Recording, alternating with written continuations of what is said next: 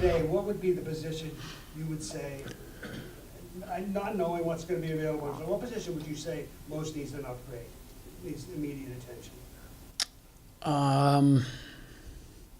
You know, you'd like to find another centerman. You always still look through the center of your lineup, your goaltending, your D, and your centers. So if we could upgrade there, that would be great. Obviously, that's assuming G's going to remain on the wing. So if we could do something there, we'd certainly look at it. I know this may be a little premature, but you should know Saturday you have 2 first-round picks in this year's draft. First off, what does the depth of the draft look like from a first-round standpoint? And secondly, the position of where these picks could be, does this give you more options? Yeah, I mean, it's a solid draft is the way we look at it. We got our meetings coming up, so be a little more informed at that point. But I've seen enough players where it's a good draft, and we're going to get a couple of good players if we make those picks. But in terms of options, yeah, it gives you more options. You know, if you want to move up, you certainly have I would envision having the chance to move up. So and we're a little bit more defined in terms of the pieces that we have, at least that have a good chance of playing. So it narrows the scope a little bit where you say, okay, if we move up to this spot, we can get this player who's a good fit for the group of prospects that we have. So we'll have more options. Does the fact that you have done a pretty good job over the past 5 years sort of replenishing your minor league system and drafting some good prospects give you more flexibility to do something as opposed to, 5 years ago you may want to make those 2 picks? Yeah, I mean, we have a good depth chart right now.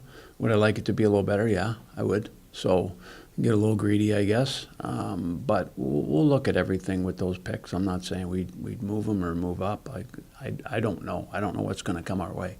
You sit here and you might want this or that, but someone else has got to want the same thing as you want. So how do you evaluate the organizational depth chart on defense? Because you brought up a lot of young guys, I guess.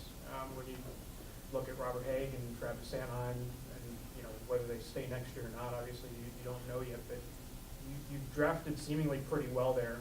And it's probably impossible for all of those guys to kind of step in at the same time and take big pieces of the pie. Not so sure about that. Provy, he's kind of like a veteran now. Ghost is kind of like a veteran now. Obviously, Mac is a veteran. And Hager played 3 years in American League. So there's a big difference between a guy playing 3 years in American League, 1 year in the NHL, than a guy that didn't play in the American League and he just played 1 year here. You're a little nervous. Like, Hager's got a pretty good foundation under him. Played extremely well this year.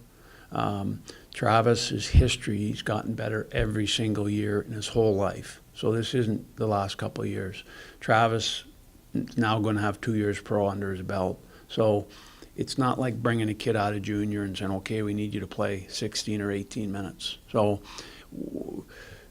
right now, the way we are, we're going to be very young back there, but I'm not sure the right way to put it. Maybe a mature young, if that's fair, you know what I'm saying? So if we got to go young back there, so be it. We're gonna do it. I feel last summer I didn't feel comfortable going, like real young, because Provy 1 year and Ghost a couple years and Travis 1 year in American League, Sam Moran.